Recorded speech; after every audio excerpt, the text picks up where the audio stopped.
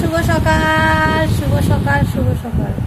সবার আগে আমি সবাইকে প্রণাম জানাই, ছোটদের বুক ভরা ভালোবাসা জানাই। তোমরা সবাই ভালো থেকো, সুস্থ থেকো, আর আমাকে একটু বেশি বেশি করে সাপোর্ট করো। পুরনো নতুন যতই যাই থাক না কেন, সামনের পরে যারাই আমার সামনে আসে তাদেরকে আমি লাইভ কমেন্ট শেয়ার করতে থাকি। তোমরাও সেইভাবেতে লাইন ফেসবুকের গাইডলাইন মেনে তোমরাও কাজ করো, আমিও কাজ করছি। দিদি ভাই দাদা ভাইরা যেভাবে আমাদেরকে বলে আমরা সেভাবে কাজ করি। সম্পূর্ণ ভিডিও দেখবার পরে তারপরে লাইভ কমেন্ট শেয়ার করি।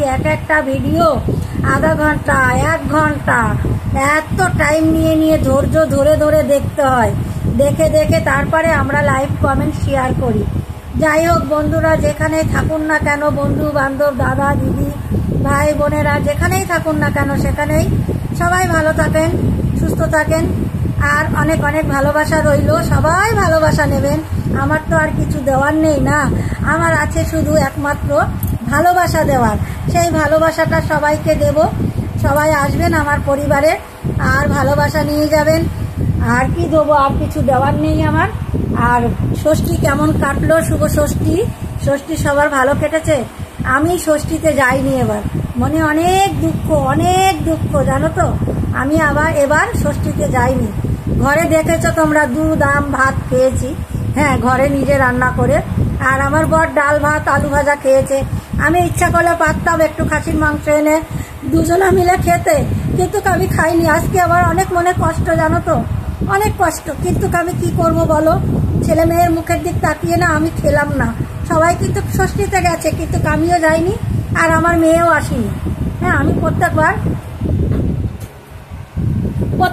আমি আমার মেয়েকে ডাকি, জামাইকে ডাকি, নাতনি আছে তাকে ডাকি, ডেকে ষষ্ঠী করি। কিন্তু এবার আমার এত অবস্থা খারাপ। আমি পুরীতে গেছিলাম, তোমাদেরকে বলেছি আমি পুরী গেছিলাম। পুরী যাওয়ার পরে আমার সেই হাত একটু টানাটানি আছে, পয়সা করি নাই, সেই জন্য আমি যাইনি। কাকার বাড়ি আছে জিরাটে, কাকাও আমাকে অনেকবার করে ডেকেছে, আমার ছোট কাকা, কিন্তু আমি কাকার বাড়িতেও যাইনি। কেন যাইনি? আমার একটুখানি পয়সার শর্ট আছে। গেলেই তো হয় না বলো বন্ধুরা, শুধু সব হলো পয়সার খেলা। শুধু আমার কাকা বলে তুই শুধু গাড়ি ভাড়াটা নিয়ে চলে আয়, আমি সব খরচা করব। কিন্তু না, নিজের সম্বল গুটিয়ে নিয়ে যেখানে যাও না কেন, নিজের সম্বল গুটিয়ে যেতে হয়। টাকা থাকলে সব কিছু হয়। টাকা থাকলে ভালোবাসা পাওয়া যায়। টাকা থাকলে বন্ধু বান্ধব সবাই ভালোবাসবে। টাকা থাকলে ছেলে মেয়ে সবাই ভালোবাসবে। কিন্তু তার মধ্যে একটা কথা আছে, কথাটা হলো সেটা মা। টাকা না থাকলেও মা ভালোবাসবে, আর টাকা থাকলেও মা ভালোবাসবে।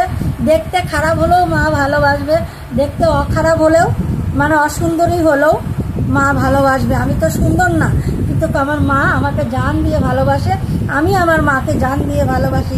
সেটা কেন জানো তো? সকালবেলায় বলছি তোমাদেরকে, শুভ সকাল, সবাই ভালো থেকো। কথাটা হলো এটাই যে আমার ছোট্টবেলায় 3 মাস বয়সে আমার বাবা মারা গেছে। আমার মা অনেক কষ্ট করে তিলে প্রচুর কষ্ট করেছে। ছোট্টবেলায় আমাকে নিয়ে লোকের বাড়ি কাজ করে আমাকে মানুষ করে বড় করে তুলেছে। বড় করার পরে ছোটবেলাতেই আমাকে বিয়ে দিয়ে দিয়েছে জানো তো। বিয়ে দেওয়ার পরে ছোটবেলাতেই বিয়ে দিয়েছে, 12-13 বছর বয়সে, যে শিয়ানা হয়ে উঠছে, বড় হয়ে উঠছে। কোথা থেকে কি হয়ে যাবে, লোকের বাড়ি আমি কাজ করি। তার জন্য আমার মা আমাকে ছোট্টবেলায় বিয়ে দিয়ে দিয়েছে। আর সেই ছোট্টবেলার থেকে সেই সংসার ঠেলে যাচ্ছি আজও অবধি। শ্বশুর বাড়ি এসে প্রচণ্ডভাবে খাওয়ার কষ্ট পেয়েছি জানো তো, প্রচণ্ডভাবে জামা কাপড়ের কষ্ট পেয়েছি। তারপরে বাধ্যতা মূল্য আমি লোকের বাড়ি কাজে গেলাম। কাজে গিয়ে এখন আমি একটু ভালো আছি, খেয়ে পরে তো বেঁচে আছি, জামা কাপড়ের তো অভাব নেই।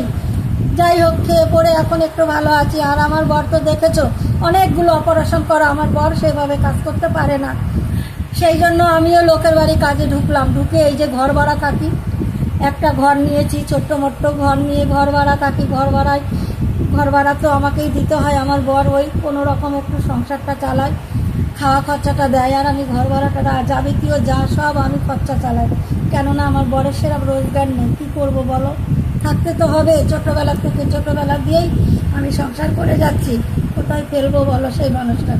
অসময় পড়ে গেছে, তাকে তো ফেলে দেওয়া যায় না। ফেলে দেবো কোথায় বলো? তাই আমি আমার মাকে আমার জীবনের থেকে আমার মাকে বেশি ভালোবাসি, জানো তো বন্ধুরা।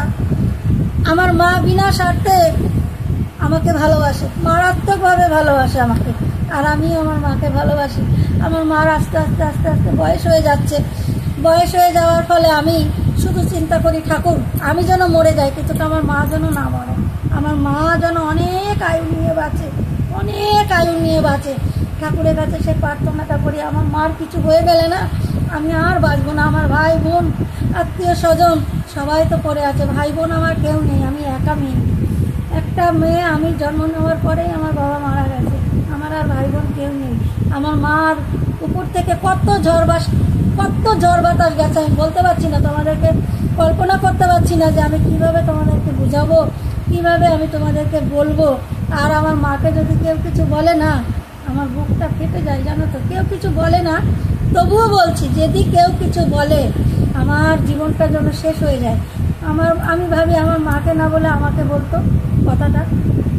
আর ওই যে পিকচারের ছবিটা দেখছো, আমার শাশুড়ি ডেঞ্জারাস একদম, আমাকে মারধর করেছে, আমাকে খেতে দেয়নি, তিনবার স্ট্রোক হয়েছে, তিনবার। দুই হাতে, আমার এই দুই হাতে আমি মুখ কাচিয়েছি আমার, হ্যাঁ, খেতে অবধি দেয়নি, একটু একটু করে ভাত দিত। সংসারে সব কাজ করবি তারপরে খাবি, না কাজ করতে পারলে মারতো, প্রচণ্ডভাবে আমাকে খাটিয়েছে। ওই যে বসে আছে, মরে গিয়ে স্বর্গে গেছে, পথের ভিখারি করে দিয়ে গেছে আমাদেরকে, কিচ্ছু রেখে যায়নি আমাদের জন্য, কিচ্ছু না, জানো তো। শুভ সকাল বন্ধুরা, সবাই ভালো থেকো, সুস্থ থেকো। আর আমি দুঃখের কথা কি জানাবো বলো।